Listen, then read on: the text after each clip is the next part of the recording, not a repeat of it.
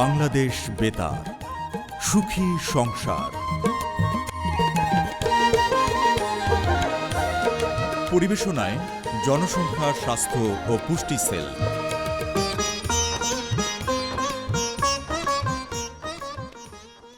বলবীর বল উন্নত মম শির, শিরে নেহারি আমারে নত শির, ওই শিখর হিমাদ্রির, যার অনুপ্রেরণায় উদ্দীপ্ত বীর বাঙালি বিশ্বসভায় মাথা উঁচু করে দাঁড়িয়েছে। আজও বাঙালির শত সংগ্রামে সংকটে যিনি জুগিয়ে চলেন অসীম সাহস শক্তি, সেই তো আপনের আপন প্রিয়জন আমাদের জাতীয় কবি কাজী নজরুল ইসলাম। শোষণ, বঞ্চনা, অন্যায়, অবিচারের বিরুদ্ধে বলিষ্ঠ সোচ্চার কণ্ঠ নজরুল। সমাজ রাষ্ট্রের রক্তচক্ষুকে উপেক্ষা করে পরাধীনতার শেকলে বাঁধা মানুষকে তিনি শুনিয়েছেন মুক্তির গান। বিদ্রোহ সংগ্রাম, সাম্য, মৈত্রী, প্রেম, বিরহ, অসাম্প্রদায়িক বাঙালি জাতীয়তাবোধ তাঁর সমগ্র সৃষ্টিতে উচ্চকিত। আজ 11ই জ্যৈষ্ঠ জাতীয় কবি কাজী নজরুল ইসলামের শুভ জন্মজয়ন্তী। মহান কবির অম্লান স্মৃতির প্রতি আমাদের বিনম্র শ্রদ্ধা। সবাইকে স্বাগত জানাচ্ছি সুখী সংসার অনুষ্ঠানে।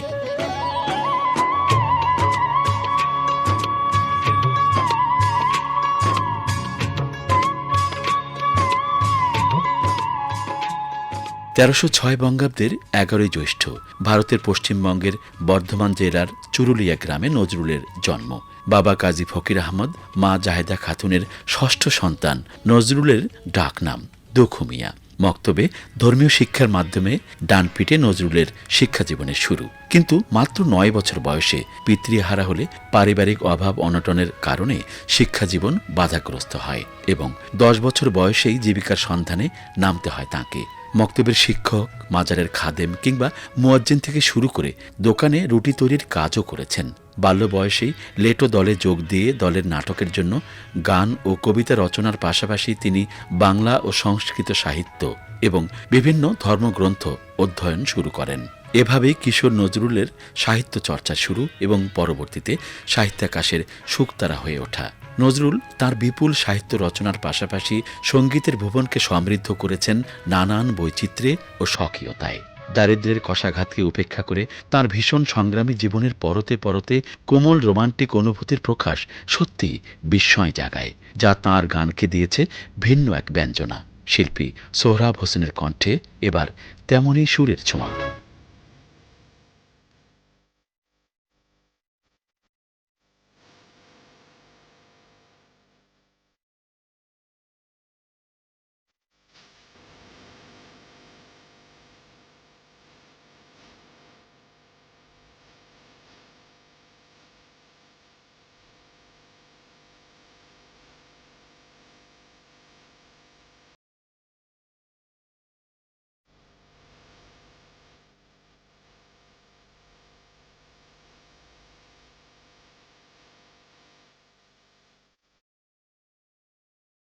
শ্রোতা বন্ধুরা, জাতীয় কবির জন্মজয়ন্তীর পরশমাখা মধুমাস জ্যৈষ্ঠের এই সুরভিত রাতে আপনারা কান পেতে আছেন সুখী সংসার অনুষ্ঠানে।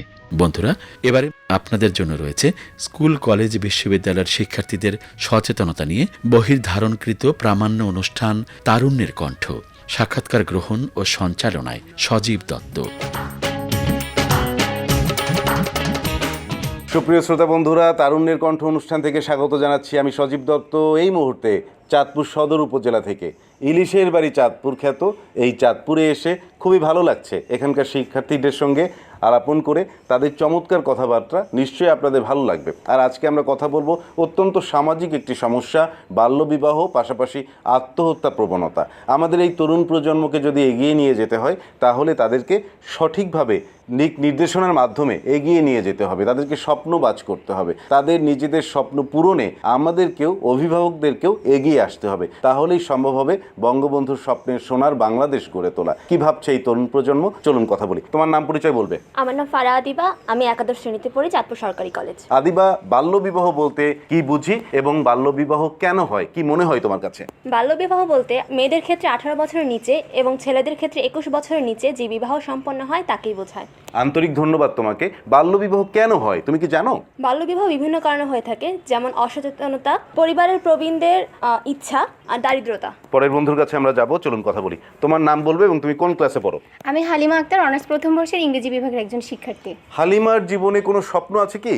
জি, আমার জীবনের স্বপ্ন হচ্ছে আমি যেহেতু ইংরেজি বিভাগে একজন শিক্ষার্থী, আমি ইংরেজি বিষয়ের প্রফেসর হতে চাই। বর্তমান সময়ে একটি বিষয় লক্ষণীয় যে তরুণ প্রজন্ম অনেকেই কেন জানি আত্মহত্যার প্রবণতা তাদের মধ্যে কাজ করছে। এটি আমাদের জন্য ঠিক কিনা? আমরা কিভাবে আত্মহত্যা প্রতিরোধ করতে পারি বলে তুমি মনে করো?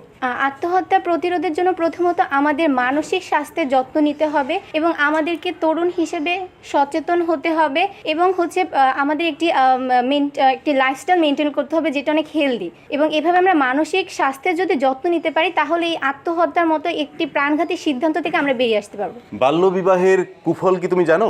বাল্যবিবাহের কুফলগুলো হচ্ছে একজন মেয়ের স্বপ্ন ভঙ্গ হয়ে যাওয়া এবং মা ও শিশুর স্বাস্থ্য ঝুঁকি থাকে, গর্ভের সন্তান বিকলাঙ্গ বা প্রতিবন্ধী হতে পারে। পরের বন্ধুর কাছে আমরা যেতে চাই, চলুন কথা বলি। তোমার নাম বলবে এবং তুমি কোন ক্লাসে পড়ো? আমি সাবিহা নাসির মিম, বর্তমানে চাঁদপুর সরকারি কলেজে অনার্স দ্বিতীয় বর্ষ হিসাব বিজ্ঞান বিভাগে অধ্যয়ন করছি। তুমি আজকের অনুষ্ঠানে আত্মহত্যা নিয়ে কি বলবে? আমরা যখন আমাদের কোনো দুর্ঘটনা ঘটে, আমরা দেখা যায় কি আমাদের একটা অভ্যাস আছে, আমরা অন্য মানুষের উপর দোষ দিতে চাই। যখন দেখা যায় আমরা অন্যের উপর দোষ না দিতে দেওয়ালে পিঠ থেকে যায়, আমরা কি নিজেদের দোষী সাব্যস্ত করি, নিজে এরকম হতাশায় পড়ি, তখনই আসলে আমাদের আত্মহত্যা করার প্রবণতাটা বৃদ্ধি পায়। আত্মহত্যার একমাত্র কারণ হচ্ছে হতাশা। এই হতাশাটা বেকারগ্রস্ত থেকে হতে পারে, প্রেমে বিচ্ছেদ থেকে, যে কোনো কারণে হতে পারে। এটার জন্য একমাত্র প্রথম যেটা দরকার সেটা হচ্ছে বাবা মার সাহায্য। একটা হতাশাগ্রস্ত সন্তানকে হতাশা থেকে বের করে নিয়ে আসতে পারে বাবা মা, তাদের অদৃশ্য দেওয়ালটা উঠিয়ে দিয়ে তাদের সাথে বন্ধুর মতো সম্পর্ক মাধ্যমে। অত্যন্ত চমৎকার কথা বলেছো।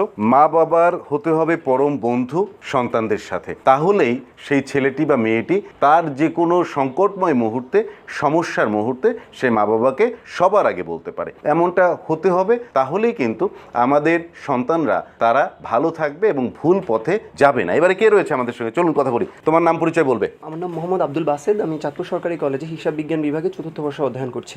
আত্মহত্যা প্রবণতা প্রতিরোধে আমরা কিভাবে কাজ করতে পারি খুব সংক্ষেপে? আত্মহত্যা বলতে আমরা প্রথম আমাদের বন্ধুদের জায়গা থেকে যেটা করতে পারি সেটা হচ্ছে যে আমরা আমাদের যখন কোনো বন্ধুর মধ্যে এই ধরনের আত্মহত্যা প্রবণ একটা প্রবণতা দেখতে পাবো, তখন আগে আমরা তার কথা শোনা, তাকে হচ্ছে বুলি না করে তাকে একটা মানসিক সাপোর্ট দেওয়া। তার পরবর্তীতে তার অবস্থা যদি খুবই এক্সট্রিম হয় তাকে কোনো মনোরোগ বিশেষজ্ঞের কাছে যাওয়ার পরামর্শ দেওয়া, কিংবা হচ্ছে আমরা ধর্মীয় জায়গা থেকে আমরা বিভিন্ন ধর্মীয় উপাসনালয়ে যারা ধর্মীয় গুরু থাকবে তাদেরকে এই ব্যাপারে আত্মহত্যার কুফল নিয়ে কথা বলা, কিংবা হচ্ছে বাবা মা এবং শিক্ষকদেরকে অনেক বেশি আন্তরিক হওয়া যে কোনো সমস্যা মোকাবেলার ক্ষেত্রে। তাহলে হচ্ছে আমরা এই আত্মহত্যা নিরসনে ভূমিকা রাখতে পারি। বাল্যবিবাহ প্রতিরোধে কিভাবে কাজ করতে পারি? বা বাল্যবিবাহ প্রতিরোধে আমরা তরুণরা যারা রয়েছে, যারা বিভিন্ন সামাজিক সংগঠনের মাধ্যমে এলাকা ভিত্তিক, সেখানে হচ্ছে যারা স্কুলগামী কিংবা হচ্ছে দরিদ্র পরিবারের শিক্ষার্থী, তাদের মাঝে আমরা হচ্ছে বাল্যবিবাহের বিভিন্ন কুফল, সামাজিকভাবে তাদেরকে সচেতন করা, কিংবা বাল্যবিবাহ হলে যে সবচেয়ে বড় ব্যাপার একজন মানুষের স্বপ্ন নষ্ট হয়ে যেতে পারে, সেই ব্যাপারে তাকে অনেক বেশি সচেতন আমরা করতে পারি। আন্তরিক ধন্যবাদ। সুপ্রিয় শ্রোতা বন্ধুরা, আমি সজীব দত্ত রয়েছি চাঁদপুর সদর উপজেলায়। আমরা কথা বলছিলাম শিক্ষার্থী বন্ধুদের সঙ্গে। তারুণ্যের কণ্ঠ অনুষ্ঠানে এই পর্যায়ে আমরা কথা বলবো উপজেলা নির্বাহী অফিসার চাঁদপুর সদর। তিনি আজকের অনুষ্ঠানে প্রধান অতিথি হিসেবে উপস্থিত আছেন। আমরা জেনেছি তিনি আত্মহত্যা প্রবণতা প্রতিরোধে নানামুখী পদক্ষেপ গ্রহণ করেছেন এবং সামাজিক সমস্যাগুলো মোকাবেলায় শিক্ষার্থীদের সচেতন করে চলেছেন। তারই প্রেক্ষিতেই মূলত আমাদের ছুটে আসা এই চাঁদপুরে।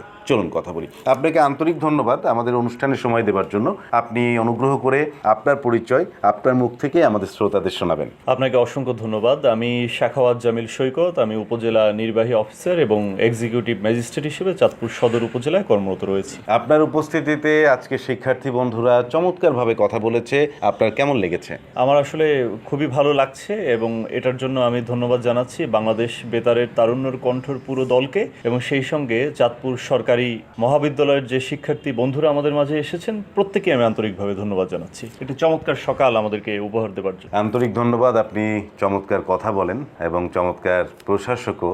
এই যে তরুণদের নিয়ে আপনি নানামুখী কাজ করছেন, একটু সংক্ষেপে আমাদেরকে বলবেন যে বাল্যবিবাহ, আত্মহত্যা প্রবণতা প্রতিরোধ, এই বিষয়গুলো নিয়ে কিভাবে কাজ করছেন? ধন্যবাদ আপনাকে। খুব চমৎকার একটি প্রশ্ন আপনি করেছেন।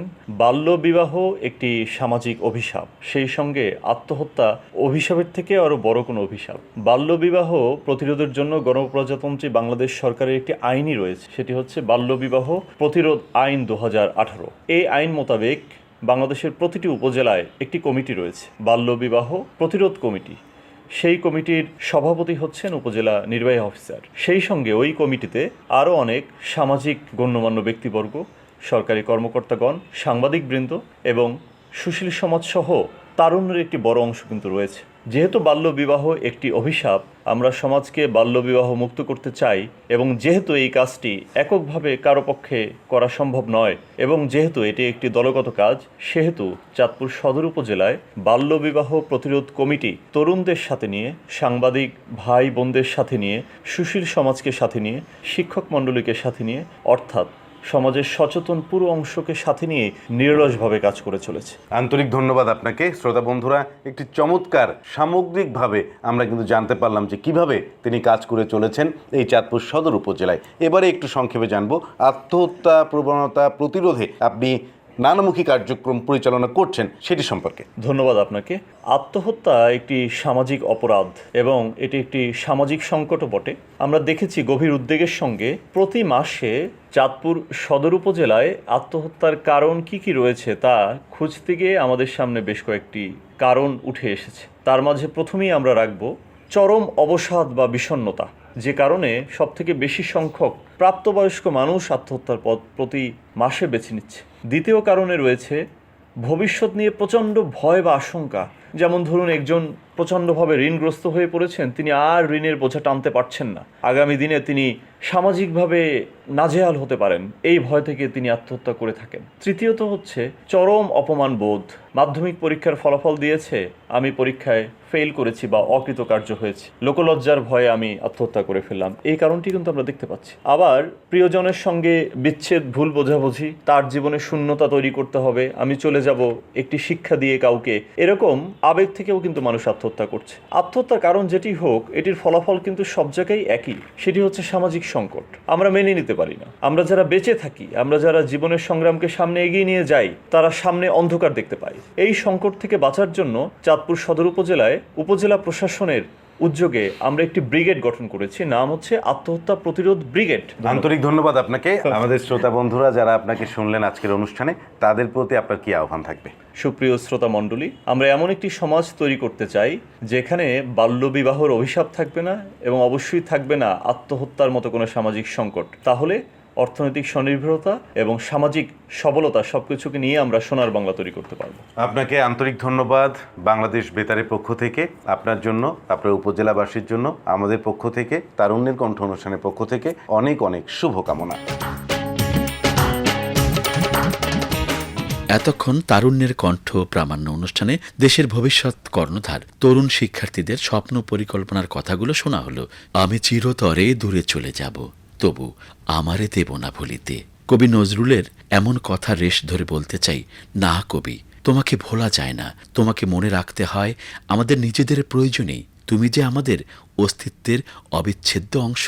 নজরুল চেতনায় শানিত হোক সবার জীবন, এমনই প্রত্যাশায় শেষের কথাগুলো বলি। আজকের অনুষ্ঠান গ্রন্থনা ও উপস্থাপনায় ছিলাম আমিনুল ইসলাম মঞ্জু, সম্পাদনায় মোহাম্মদ কামরুল হাসান, তত্ত্বাবধানে মোহাম্মদ আমিরুল ইসলাম। সুখী সংসার প্রযোজনা করেছেন তোফাজ্জল হোসেন। সংসার অনুষ্ঠানটি শেষ হলো। পরিবেশনায় জনসংখ্যা, স্বাস্থ্য ও পুষ্টি সেল।